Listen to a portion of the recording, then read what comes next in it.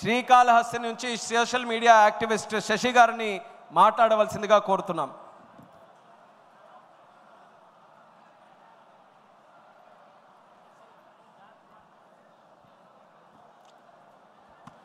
అందరికీ నమస్కారం. వేదికను అలంకరించిన పెద్దలకు ప్రతి ఒక్కరికి నా యొక్క హృదయపూర్వక నమస్కారములు. ఈరోజు కడప చూస్తుంటే ఒక పసుపుమయమైంది. ఎందుకంటే ఈ కడప గడ్డ పైన ఎంతోమంది మహానుభావులు, మహనీయులు, కవులు, కళాకారులు పుట్టారు.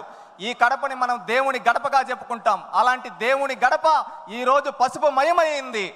ఇక్కడ ఈ కడప గడ్డ పైన ఒక సాధారణ మధ్యతరగతి రైతు కుటుంబం నుంచి వచ్చిన నాకు ఇంత గొప్ప అవకాశం ఇచ్చిన చంద్రబాబు నాయుడు గారికి, నారా లోకేష్ గారికి నా పాదాభివందనాలు తెలియజేసుకుంటూ ఈరోజు మాదక ద్రవ్యాల వినియోగంపై ఉక్కుపాదం అనే తీర్మానాన్ని నన్ను ప్రవేశపెట్టమన్నందుకు ధన్యవాదాలు సార్. ఈరోజు ఒకటి చెప్పదలుచుకున్నాను సార్. ఏంటంటే మనం ఒకప్పుడు డ్రగ్స్ అంటే, అదేవిధంగా గంజాయి అంటే ఎక్కడ వినేవాళ్ళం? సినిమాల్లో చూసేవాళ్ళం. 2019కి ముందు ఎక్కడంటే ఏమన్నా డ్రగ్స్ ఎక్కడంటే ఇంటర్నేషనల్ మాఫియాలు చేస్తాయంట, ఈ విధంగా ఉంటుందా అని మనం సినిమాల్లో మాత్రమే చూసేవాళ్ళం. కానీ గత పాలకుల యొక్క నిర్లక్ష్యం వల్ల అది మన జిల్లాలు దాటి, నియోజకవర్గాలు దాటి మన గడప దాకా వచ్చింది. ఆ విధంగా ఎంతోమంది యువత గంజాయిలకి బానిసలై వాళ్ళ జీవితాలు నాశనమయ్యాయి. ఎందుకని ఈ మాట అంటున్నామంటే, గంజాయికి ఒక్కసారి బానిస అయితే వాళ్ళు విచక్షణ అనేది మరిచిపోతారు. ఆ విధంగా వాళ్ళు ఎన్నో తప్పులు చేస్తారు.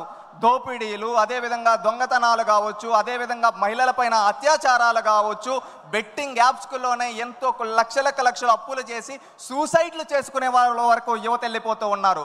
ఇలాగే ఎన్నో సంఘటనలు జరుగుతుంటే ఆనాడు నారా లోకేష్ గారు యువగలం పాదయాత్ర మొదలుపెట్టినప్పుడు, యువగలం పాదయాత్రలో మనం చూస్తే చంద్రగిరి నియోజకవర్గంలో ఒక మహిళ డైరెక్ట్గా కూడా చెప్పలేక పక్కకొచ్చి, అన్నా మా ఇంటిలో ఒక ఆడబిడ్డని ఈ విధంగా పాఠశాలకు వెళ్తూ ఉంటే అక్కడ గంజాయి ఇచ్చి శారీరకంగా వాడుకొని ఈ విధంగా చేస్తున్నారంటే, ఆ రోజు ఆయన కళ్ళల్లో కన్నీళ్లు తిరిగి ఈ విధంగా రాష్ట్రంలో ఎంతోమంది బాధపడుతున్నారు, వాళ్ళందరికీ పరిష్కారం చూపించాలని ఆ రోజే చెప్పాడు. ఈ రాయలసీమ గడ్డపై డ్రగ్స్ వద్దు బ్రో, గంజా వద్దు బ్రో అని చెప్పి ఆ రోజు నుంచి ఒక ఉద్యమంలా మొదలుపెట్టి, ఆ రోజు ఎవరన్నా గంజాయికి డ్రగ్స్కి బానిసలై ఉండుంటే వాళ్ళ తల్లిదండ్రులు వచ్చి ఆయనతో చెబితే అలాంటి వాళ్ళని తీసుకొని వచ్చి రీహాబిలేషన్ సెంటర్లో పెట్టి వాళ్ళని ఆదుకున్నాడు. ప్రభుత్వం ఏర్పడిన తర్వాత ఉక్కు పాదం మోపారు. ఏ విధంగా అంటే, మనం ఒక్కసారి చూసుకుంటే ప్రభుత్వం ఏర్పడిన వారం రోజుల్లోనే ఎక్కడెక్కడ డ్రగ్స్ ఉన్నాయో ఆ ప్రాంతాలన్నిటినీ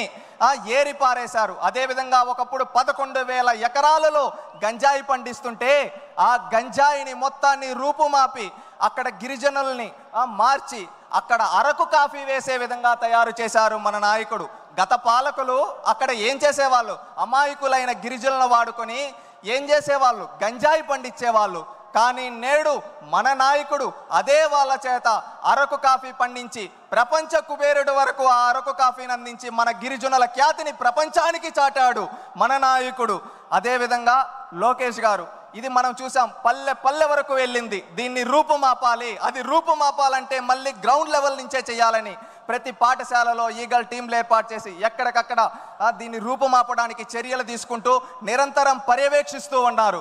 ఈ విధంగా పర్యవేక్షిస్తూ గంజాయి రహిత ఆంధ్రప్రదేశ్గా గత సంవత్సరం రోజులో మార్చడం జరిగింది. ఇదే విధంగా నేను ఒక్కటి చెప్పదలుచుకున్నాను. డ్రగ్స్ గురించి, గంజాయి గురించి నేను ఒక యువకుడుగా నేను ఎన్నో చూశాను. నా మిత్రులు కావచ్చు, నాకు తెలిసిన వాళ్ళు కావచ్చు, ఎంతోమంది డ్రగ్స్కి, గంజాయికి బానిసలై వాళ్ళ జీవితాలు నాశనం అయిపోతుంటే కళ్ళల్లో నీళ్లు తిరిగేటివి. ఎందుకంటే వాళ్ళకి ఎందుకు ఇలా చేస్తారంటే, ఏముందిరా ఇంకా జాబులు ఏముండాయి, ఏం చేస్తాం, ఇదేదో వేసుకుంటే కొంచెం రిలీఫ్ వస్తుందంట అని చెప్పి చెబుతూ ఉండేవాళ్ళు. అవి చూసినప్పుడు బాధ, ఆ ఆవేదన. దానికి పరిష్కారం ఎలా అంటే, ఆ రోజు చంద్రబాబు నాయుడు గారు చెప్పడం జరిగింది, లోకేష్ గారు చెప్పడం జరిగింది, మేము వస్తాం, స్కిల్ డెవలప్మెంట్ ట్రైనింగ్ ఇస్తాం, యువతకు ఉద్యోగాలు ఇస్తాం, ప్రతి ఒక్కరికి 20 లక్షల ఉద్యోగాలు యువగలం ద్వారా ఇస్తామని చెప్పి ఆ లక్ష్యానికి కట్టుబడి వచ్చిన వెంటనే మెగా డిఎస్సి పైన నోటిఫికేషన్ కావచ్చు, ఆ తర్వాత అనేక కంపెనీలని ఆర్సిలర్ మిట్టల్ కావచ్చు, గూగుల్ కావచ్చు, టీసీఎస్ కావచ్చు, మొన్న ఎల్జీ కావచ్చు, రిన్యూవబుల్ ఎనర్జీ కావచ్చు, రిలయన్స్ బయో ప్లాంట్స్ కావచ్చు, ఈ విధంగా ఎన్నో తీసుకొని వచ్చి యువత బానిసలవ్వాల్సింది డ్రగ్స్ కాదు, యువత వాళ్ళ లక్ష్యాల వైపు వెళ్ళాలి అని చెప్పారు. ఎందుకంటే మన దేశంలో అత్యున్నతంగా యువత ఉన్నారు. యువత తలుచుకుంటే ఏదైనా చేయగలుగుతారు, ఏదైనా సాధించగలుగుతారు. ఎందుకంటే యువత దేశానికి వెన్నెముక్క, రాష్ట్రానికి వెన్నెముక్క. అలాంటి యువత ఏదైనా చేయగలుగుతారు. ఎందుకంటే ఇది నేను ఒకటి చెప్తున్నా అంటే, ఒకటి 1990 రోజులు గుర్తుకొస్తున్నాయి. ఆనాడు పల్లెల్లో ఏంటంటే ఎవరైనా కానీ పల్లెల్లో పనులు చేసుకుంటామనే రోజుల్లో ఇక్కడ ఉండే యువత పనులు చేసుకుంటే ఇక్కడే మిగిలిపోతారు, వాళ్ళు చదువుకోగలిగితే వాళ్ళు ప్రపంచ నలుమూలలకు వెళ్తారని ఆ రోజు మనం చూస్తే బడి పిలుస్తుంది ప్రోగ్రాం కావచ్చు, చదువుల పండుగ ప్రోగ్రాం కావచ్చు, ఇలాంటి ప్రోగ్రాములు పెట్టి ఎంతో మంది బడుగు బలహీన వర్గాల వ్యక్తులను తీసుకొని వచ్చి అత్యున్నత స్థాయిలో ఈరోజు కూర్చోబెట్టే వాళ్ళ చదువు వల్ల మాత్రమే అది సాధ్యపడింది. ఆ తర్వాత నేడు కూడా 2019 నుంచి 24 వరకు అలాంటి పరిస్థితులే.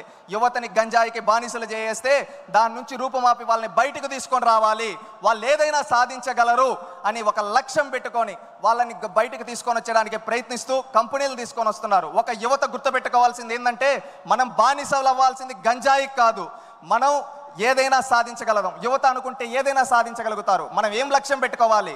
మనం ఒక కంప్యూటర్ తయారు చేయగలుగుతామా, మనం ఏదైనా ఒక న్యూ స్టార్టప్ చేయగలుగుతామా, మనం ఇంకేదైనా కొత్తగా తయారు చేయగలుగుతామా అని లక్ష్యాలు పెట్టుకోవాలి. ఎందుకంటే మన నాయకుడికి ఒక గొప్ప విజన్ ఉంది, స్వర్ణాంధ్ర 2047 1 ట్రిలియన్ ఎకనామీ సాధించాలని. అది సాధించాలంటే యువతతోనే సాధ్యం.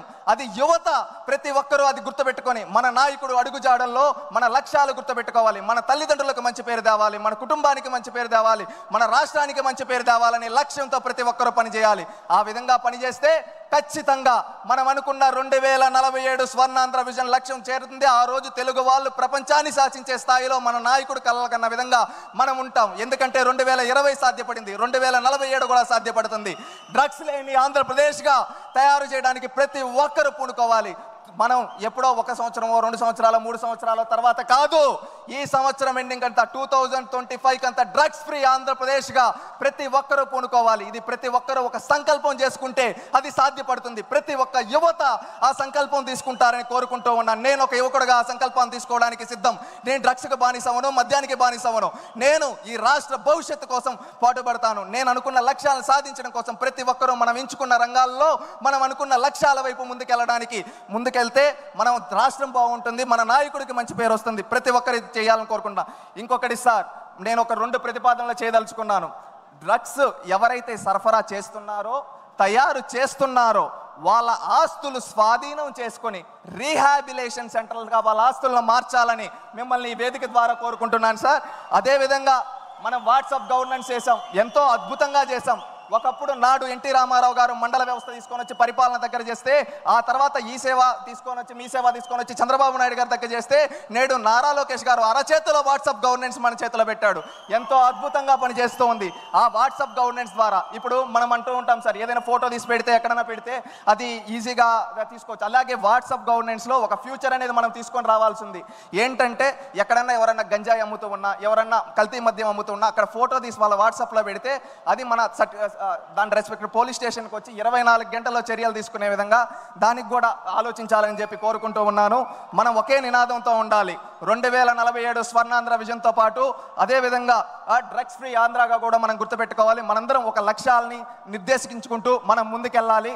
నాకు ఎలాంటి రాజకీయ చరిత్ర లేని నాకు ఇంత పెద్ద వేదిక పైన అవకాశం కల్పించిన ముఖ్యమంత్రి దైవ సమానులైన చంద్రబాబు నాయుడు గారికి, నా ప్రాణ సమానమైన లోకేష్ అన్నకి హృదయపూర్వక కృతజ్ఞతలు తెలియజేసుకుంటూ, జై తెలుగుదేశం, జై చంద్రబాబు, జై లోకేష్, జై జన్మభూమి. శశి ఒక ఐటీ ఉద్యోగస్తుడు, శ్రీకాళహస్తిలో ఒక రైతు కుటుంబంలో జన్మించినటువంటి వ్యక్తి. కానీ